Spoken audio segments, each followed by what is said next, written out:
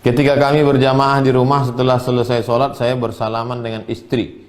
Jika saya ingin tadarus Quran, apakah harus berwuduk lagi? Mazhab Syafi'i berwuduk lagi, Pak.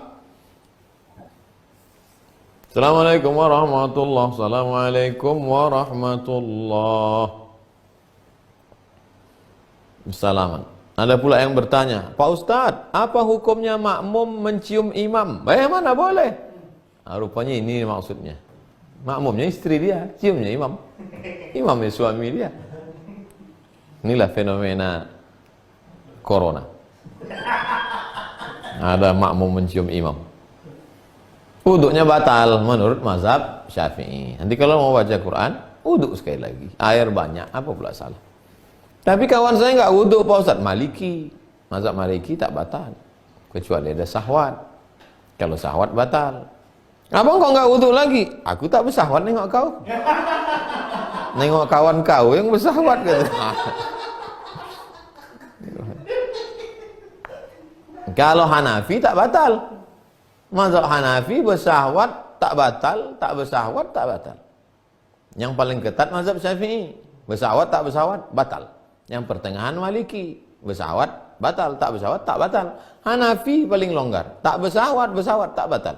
Karena makna aula mastumun nisa bukan bersentuh kulit, tapi maaf jima. Jima baru batal.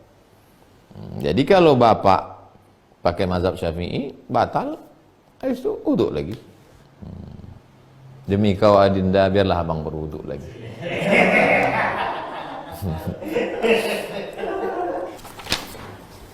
Dari Ibu Astuti. Assalamualaikum Ustaz. Waalaikumsalam warahmatullahi wabarakatuh. Apakah benar di bulan puasa orang sudah meninggal dunia itu datang ke rumahnya? Ibu Astuti, kalau mau tahu cerita tentang roh dari A sampai Z selengkap-lengkapnya, beli 2 judul buku Ibu Astuti. Yang pertama buku judulnya ROH, Roh. Saya seminggu yang lalu ke toko buku banyak. Roh, Ibnu Qayyim Al-Jauziyah. Yang kedua kitabnya Tazkirah, ditulis oleh Imam Al-Qurtubi. Ustaz Qurtubi ada sama kami. Imam Al-Qurtubi. Judul bukunya At-Tazkirah. Inilah 2 buku terlengkap tentang roh. Jadi Ibu Astuti, roh itu tempatnya 2. Yang pertama, roh orang baik-baik, tempatnya Illiyin. Yang kedua, roh orang yang jahat-jahat, tempatnya Sijjin. Lalu kemudian ada pula posisi yang ketiga, Allah kuasa mengembalikan roh itu masuk ke dalam jasad untuk menerima azab kubur atau rahmat kubur. Dan Allah kuasa pula untuk menempatkan roh itu kemana dia mau, kemana dia suka. Jadi, apakah mungkin roh itu pulang ke rumah? Bisa saja. Kalau Allah kuasa. Tapi tidak ada dalil secara spesifik mengatakan roh pulang malam Jumat jam sekian ke rumah. Tidak.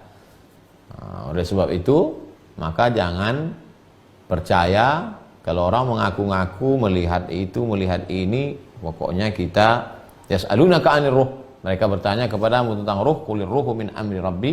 Katakan ruh utusan Allah, wa ma utitu minal ilmi illa qalila. Tidaklah engkau diberitahu tentang ilmu ruh ini kecuali hanya sedikit saja. Saya ulang, ruh tempatnya yang baik-baik Illiyin, yang jahat-jahat Sijjin. Ada kemungkinan Allah mengirimkan ruh masuk ke dalam jasad untuk menerima azab atau mendapatkan rahmat. Dan ada juga kuasa Allah untuk menempatkan ruh di suatu tempat. Wallahu a'lam bishawab. Ustadz, bagaimana hukumnya mengambil pelajaran dari Google? Google itu kalkulator, Bapak, Ibu. Ibu tak tahu 257 tambah 875 berapa? Tak tahu, gunakan itu. Begitu juga dengan Google. Tapi Google tak bisa membedakan mana zam-zam, mana khamar. Google tak bisa membedakan mana komunis, mana ateis, mana orang beriman. Oleh sebab itu, yang menggunakan Google itu mesti orang yang berpengetahuan. Luruskan akidah, perbaiki akhlak, perbaiki syariah halal haram. Pakailah Google untuk mencari.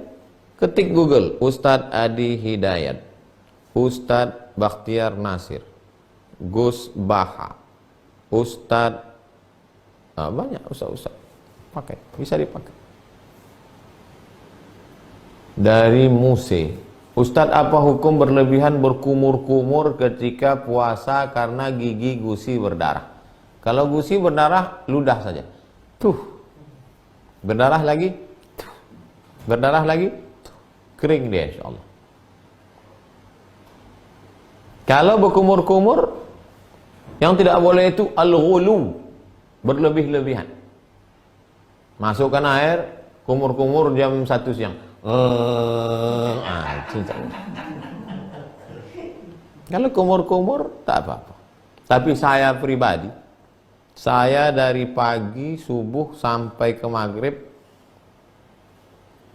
sebelum azan subuh tuh gosok gigi.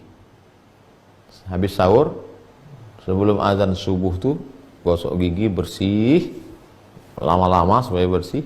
Habis itu udah. Karena kalau masuk air nih datang was-was, datang tetelan agak. Sebaiknya hindari. Ludahkan saja, ludah. Kumur-kumur boleh, tak masalah. Tapi jangan sampai ghulu, berlampau sampai masuk. Nauzubillah. Ustaz, adakah amalan lain selain menjadi hafiz Quran untuk memuliakan orang tua di akhirat? Orang tuamu itu akan dimuliakan dengan dipakaikan tajun minan nur, mahkota dari cahaya. Pemakaian mahkota dari wali santri, dari anak murid nomor 1 ke wali santri. Menangislah ibunya. Habis selesai datang wartawan. Ibu tadi haru waktu anaknya masangkan mahkota itu karena nanti di surga dipasangkan mahkota. Uang sekolahnya mah.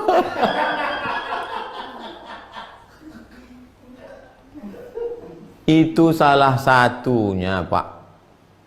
Bahwa nanti ibu-ibu akan diberikan tajun minan nur, mahkota dari cahaya. Apakah amalan itu saja? Tidak. Amalan yang lain. Amalan bersedekah, membangun masjid. Enaknya punya anak soleh, semua amalan anak itu diterima orang tua. Menyantuni anak yatim. Anak itu soleh bisa memberikan syafaat, karena ada syafaat orang beriman. Jadi tidak hanya menghafal Quran. Itulah gaji kita malam ini. Subhanakallah, besok kita akan baca, kita akan bahas stasiun ke-34, firasat. Ittaqu firasatal mu'min fa innahu yanzuru binurillah. Takutlah kamu pada firasat orang beriman. Karena firasat orang beriman itu dia memandang dengan pandangan Allah. Sampai jumpa besok. Kita tutup dengan doa buat kafaratul majlis. Subhanakallahumma bihamdika asyhadu an la ilaha illa anta astaghfiruka wa atubu ilaik. Wa sallallahu ala sayyidina Muhammad wa ala alihi wasallam. Walhamdulillahirabbil alamin. Assalamualaikum warahmatullahi wabarakatuh.